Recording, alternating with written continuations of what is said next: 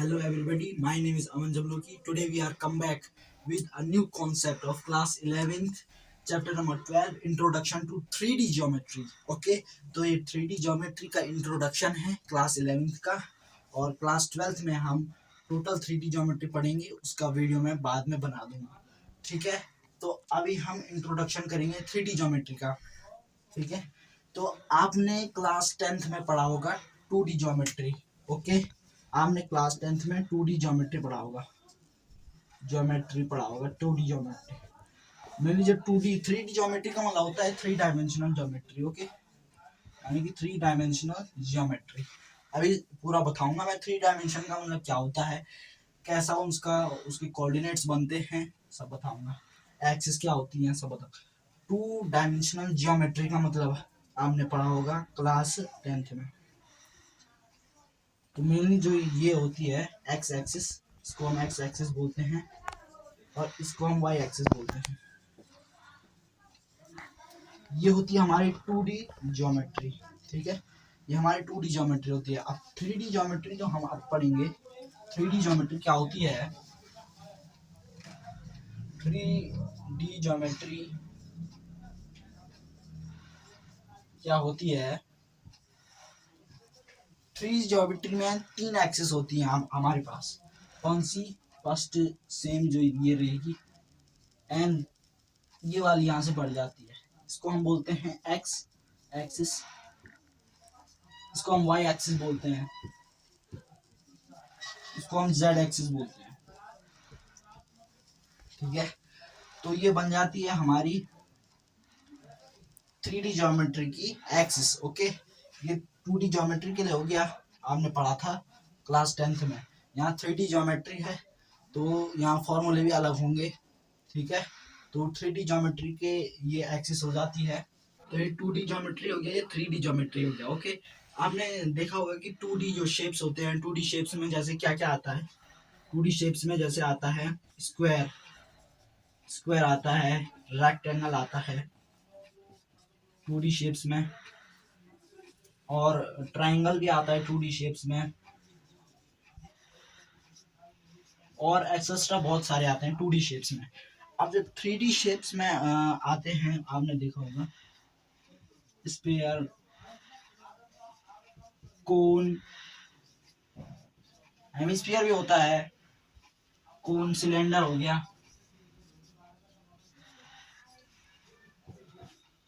Cube हो गया, cuboid हो गया. ये 3D शेप्स में होते हैं, ये 2D शेप्स में होते हैं. तो आपको 3D ज्योमेट्री की ये एक्सिस पता चल गई. 2D ज्योमेट्री आपने पढ़ी थी क्लास 10th में. यहाँ फॉर्मूले भी अलग होंगे, कॉन्सेप्ट थोड़ा सा अलग होगा. सिंपल है क्योंकि ये इंट्रोडक्शन है 3D ज्योमेट्री का. तो क्लास 10th का हम रिकैप करते हैं कुछ फॉर्मूलों को. सबसे पहले हमने पढ़ा था वहाँ डिस्टेंस फॉर्मूला. डिस्टेंस फॉर्मूला हमने पढ़ा था वहाँ. क्या होता था, P Q equals to root x2 minus x1 square plus y2 minus y1 square plus नहीं था क्योंकि ये 2D ज्योमेट्री है तो इसमें z नहीं आएगा, इसमें x और y के ही वैल्यूज आएंगी. तो x2 minus root x2 minus x1 square plus y2 minus y1 square. ये हमने डिस्टेंस फॉर्मूला पढ़ा था क्लास 10th में. थोड़ा रिकैप कर रहा हूँ मैं. ओके, आपने पढ़ा था वहाँ सेक्शन फॉर्मूला, सेक्शन फॉर्मूला पढ़ा था आपने. ठीक है, सेक्शन फॉर्मूला पढ़ा था, क्या था, mx2 plus m2 x1 upon m1 plus m2. और फिर y के लिए आपने पढ़ा था m1 y2 plus m2 y1 upon m1 plus m2. ये मेनली आपने पढ़ा था x के लिए, x इक्वल्स टू के लिए. ओके, ये आपने पढ़ा था y इक्वल्स टू के लिए, सेक्शन फॉर्मूला. ठीक है, ये x के लिए, y के लिए वैल्यू. ठीक है, तो इसके साथ आपने पढ़ा था वहां पे mid point formula. Mid point formula पढ़ा था आपने. क्या था mid point formula, x1 plus x2 upon 2, y1 plus y2 upon 2। Okay, x1 plus x2 upon 2, y1 plus y2 upon 2। ये मिड पॉइंट फॉर्मूला था।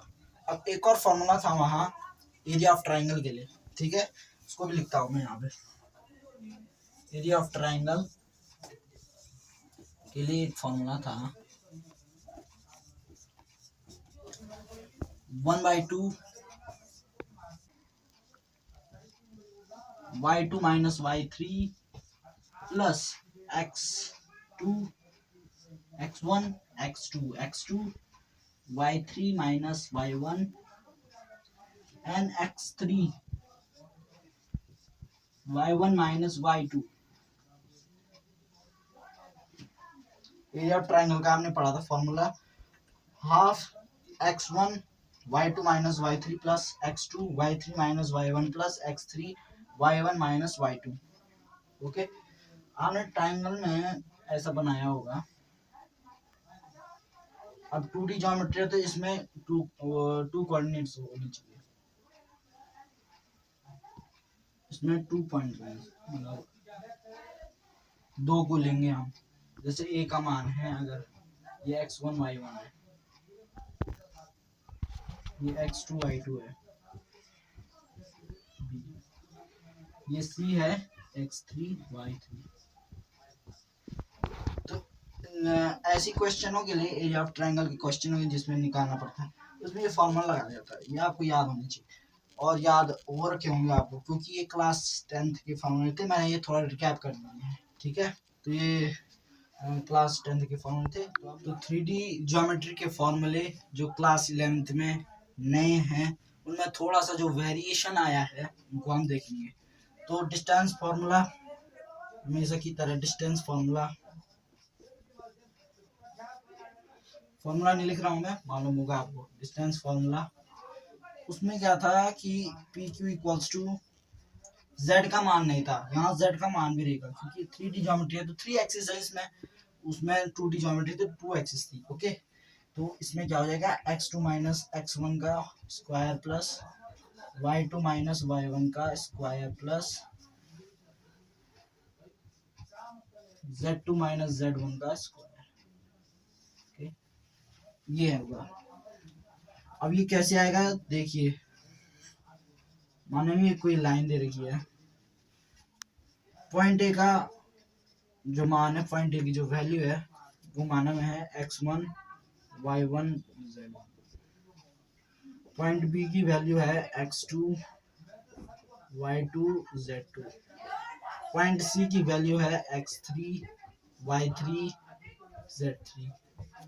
ठीक है, ठीक है, तो ये है। तो इसमें हम इसकी वैल्यूज हटा देंगे, ए और बी की रखेंगे, ठीक है।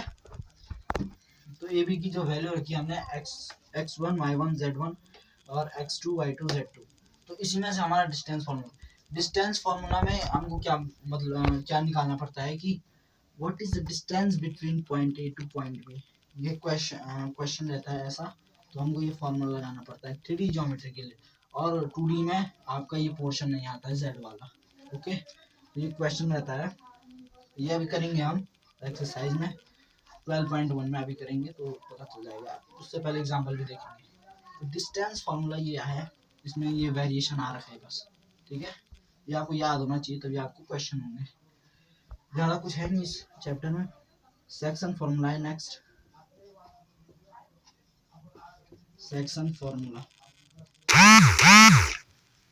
तो सेक्शन फार्मूला क्या है देखिए, वहाँ वेरिएशन क्या आया था, वहाँ एक तो यहाँ दो वेरिएशन आएंगे, एक तो यहाँ z की वैल्यूज भी आएंगी, दूसरा यहाँ पे m और n की वैल्यू लिखेंगे।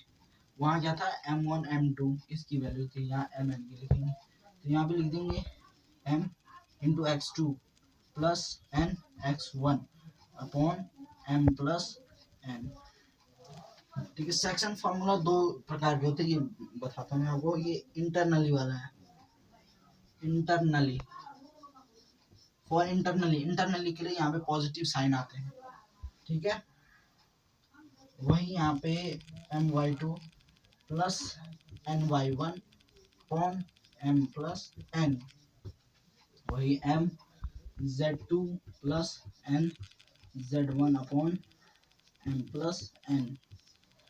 ठीक है, ये होता है इंटरनली के लिए। नेक्स्ट अगर हम एक्सटर्नली के लिए देखें तो एक्सटर्नली के लिए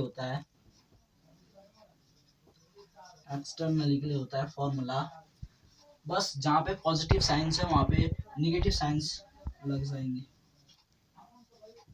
minus N X one upon M minus N. Next M Y two minus N Y one upon M minus N, M Z two minus M Z one upon M minus N. This is for externally, this is for internally. Internally में positive sign, externally में negative sign. ठीक है, section formula इसमें दो प्रकार के होते हैं, ये हो गया। अब नेक्स्ट होता है मिड पॉइंट फॉर्मूला। वेरिएशन वही आता है जेड में, जेड में आता है सिर्फ वेरिएशन 3D ज्योमेट्री में। मिड पॉइंट फॉर्मूला के लिए मिड पॉइंट में जो फॉर्मूला है वही रहता है x1 plus x2 upon 2, y1 plus y2 upon 2, और यहाँ पे वेरिएशन आ जाता है z के लिए, क्योंकि z की वैल्यूज यहाँ पे लिखनी पड़ती हैं क्योंकि इसमें 3 एक्सिस होती हैं 3D ज्योमेट्री में।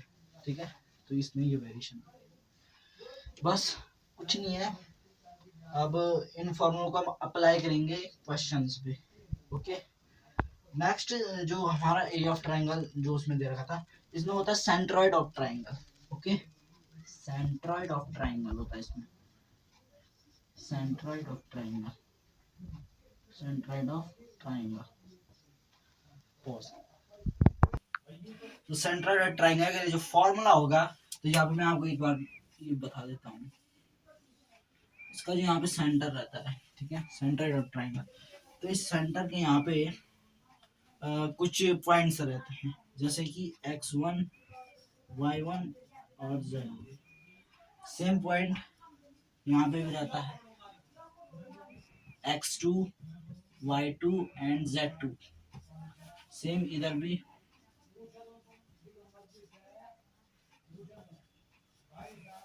ये 3 पॉइंट रहता है, तो इन्हीं तीनों पॉइंटों में से हमको क्वेश्चन में दिया रहता है कि जो सेंट्रॉइड यानी कि जो सेंटर है ट्राइंगल का, उसकी वैल्यू बताओ। तो हमको फॉर्मूला दिया रहता है, साइड हमको दी रहती है, तो ज्यादा वो नहीं रहता है।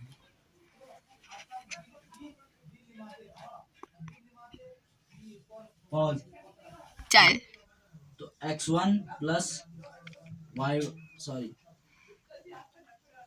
एक ही साइड के लिए आएगा। ठीक है, पहले x के लिए, फिर प्लस में y के लिए, फिर प्लस में z के लिए।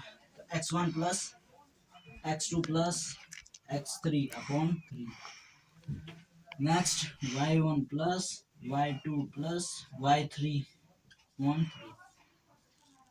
सेम z के लिए आएगा z1 plus z2 plus z3 upon 3। This is for centroid of triangle.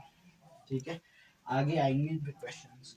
तो ये सारे जो मैंने आपको फॉर्मूले अभी दिखाए हैं, मेनली कितने फॉर्मूले, 1 2 3 4 5 फॉर्मूल्स हैं, और इनको आपको याद करना पड़ेगा, समझना पड़ेगा। ठीक है, इनके एग्जाम्पल से। ठीक है, तो अब कुछ एग्जाम्पल्स करते हैं। तो अब एग्जाम्पल देखेंगे, ये बुक का 3rd नंबर का एग्जाम्पल है, तो इसको हम देखेंगे। फॉर्मूला वही लगेगा, तो क्वेश्चन देखते हैं एक बार। Find the distance between the points P1 -3 and 4 and Q -4 1 2। Okay, हमको दो पॉइंट दे रखे हैं P एंड Q, उनको उनके हमको कोऑर्डिनेट्स भी दे रखे हैं ये। तो हमको डिस्टेंस फाइंड करनी कि P और Q के बीच में कितनी डिस्टेंस है। तो देखिए, आपको ये इससे समझ आएगा डायग्राम से, वही डायग्राम मैंने डिस्टेंस फार्मूला के लिए बनाया था। ठीक है, तो ये P हो गया, P के कोऑर्डिनेट्स दे रखे हैं 1 -3 4 और Q के -4 1 2। ठीक है, इसको मान लेंगे x1, इसको y1, इसको z1। ठीक है, इसको मान लेंगे x2, y2, z2। ठीक है, ये x1 y1 x1 y1 z1 x2 y2 z2। ठीक है, अब हमारा डिस्टेंस फॉर्मूला क्या होता है? अकॉर्डिंग टू डिस्टेंस फॉर्मूला, हमको पॉइंट्स दे रखे हैं पी क्यू, फॉर्मूला पुट कर देते हैं यहाँ पे x2 minus x1 square plus y2 minus y1 square plus z2 minus z1 square. ठीक है, ये हो गया, अंडर रूट के अंदर आएगा ये। तो हम इन पे वैल्यूज पुट कर देंगे। x2 की वैल्यू -4 और x1 की 1, x2 की वैल्यू 1 और y1 की वैल्यू -3, x2 की वैल्यू 2 और y1 की वैल्यू 4। तो पुट कर देंगे।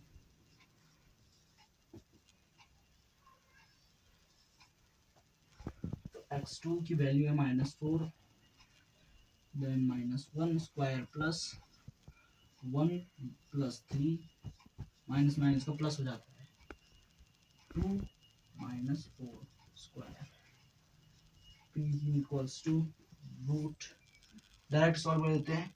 -4 -1 कितना होगा? -5, -5 का स्क्वायर 25। ओके, 25 लिख देंगे यहाँ पे। 3 + 1 4, 4 का स्क्वायर 16, 2 -4 -2 का स्क्वायर 4। ठीक है, तो ये सब लिख दिया हमने, इनको ऐड करते हैं, देन इसका अंडर रूट निकालेंगे। तो देखिए 16 + 4 20, 20 + 25 45। नाउ इतना भी रख सकते हैं आंसर, लेकिन देखिए आपको ये ट्रिक मालूम होगी कि इसके लिए हमको एलसीएम लेना पड़ता है, एचसीएफ लेना पड़ता है, जिससे हमको क्लियर वैल्यू मिल सके। ठीक है, तो इसको हम डिवाइड कर देते हैं, किससे? 3 से हो रहा है, 3 3 5 15, देन 3 5 15, देन 5 तो 3 यहाँ से कॉमन आ गया, कॉमन आता है वो रूट के बाहर आ जाता है, हमने पढ़ा होगा ये। तो 3√5 आ जाएगा। और जो सिंगल यूनिट होती है वो इसके अंदर आ जाती है, रूट के अंदर, और जो डबल होती है, यानी कि जो जैसे कि 1 है, अगर इसमें 1 फिर आया होगा तो वो बाहर आ जाएगा। ठीक है, वैसे यहाँ पे 3 आ रखा है, तो मतलब एक ही यूनिट होगी तो रूट के अंदर रहेगी, डबल यूनिट होगी तो बाहर आ जाएगी। ठीक है, अब इन पे लगाने के लिए, इन क्वेश्चनों के लिए 3D ज्योमेट्री के जो क्वेश्चन रहते हैं, या 2D ज्योमेट्री के क्वेश्चन रहते हैं, उन पे बाहर से यूनिट भी लिखते हैं, यूनिट्स। ठीक है, ये लिखना पड़ता है। तो ये एग्जांपल था। तो ये वीडियो जो था, वीडियो नंबर 1 था।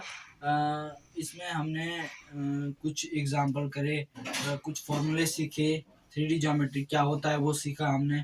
तो एक्सरसाइज 12.1 12.2 ये हम अलग अलग पार्टों में करेंगे, धीरे धीरे करके। ठीक है, तो इस वीडियो को यहीं पे ख़त्म करते हैं। Thanks for watching.